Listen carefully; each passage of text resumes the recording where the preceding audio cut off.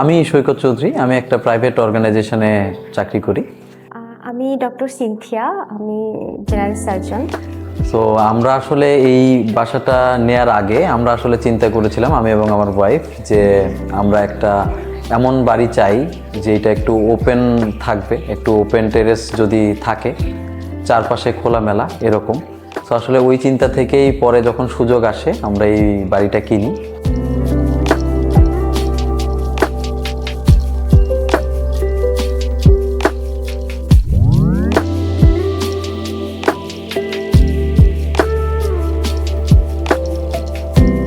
এই বাসার ব্যাপারে যদি বলি, আমি এবং আমার হাজব্যান্ড আমরা দুইজনই একটু খোলামেলা জায়গা পছন্দ করি, যেখানে অনেক সবুজ থাকবে।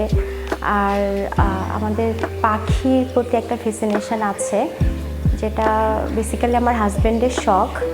আমারও ভালো লাগে পাখি, মাছ বা সবুজ অনেক গাছপালা থাকবে, এরকম জায়গা, আলো বাতাস থাকবে।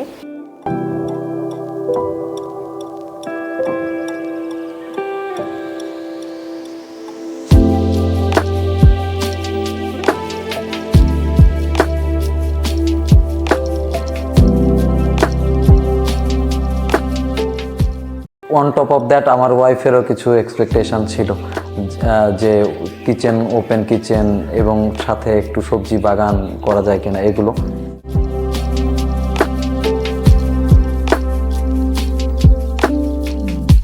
আমাদের এর সাথে সাথে যদি বলি যে কোন জায়গায় বেশি ভালো লাগে, সেটা হচ্ছে যে এই প্রাইভেট টেরেসের এই জায়গাটা, ওপেন টেরেস, এখানে বসে আমরা অনেক সময় চা খাই। শীতের দিনে বাইরে বসে চা খেতে বেশ ভালো লাগে। দেন অন্য সময়ও যেহেতু খোলা এবং বাতাস অ্যাভেলেবল এখানে, তো অনেক ভালো লাগে। আমাদের বেডরুমের ভিতরেও একটা বসার জায়গা করেছিলাম, যেখানে বসে আসলে চা খাওয়া যায় বা ছুটির দিনে বা অন্য ফ্রি টাইমে বই পড়া যায়। তো ওই জায়গাটাও আমরা এনজয় করি।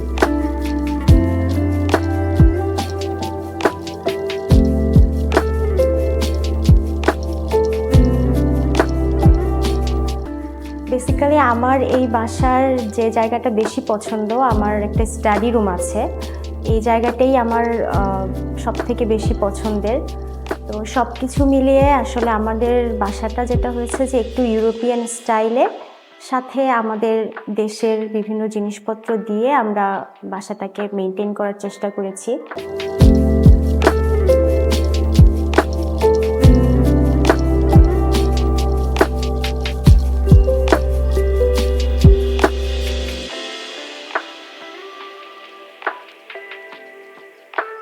আমাদের যে ড্রিম ছিল যে এই রকম বাড়িটা হওয়া উচিত, তা আমরা আসলে ওই রকমভাবেই জিনিসটা প্ল্যান করেছিলাম এবং জাহিদ ভাইয়ের কাছ থেকে ওই রকমই পেয়েছি। আমরা রিয়েলি হ্যাপি যে আসলে আমাদের ড্রিম প্রজেক্টটা ওনাদের দিয়ে ইমপ্লিমেন্টেড হয়েছে। রিয়েলি গ্রেটফুল টু জাহিদ ভাই অ্যান্ড টিম।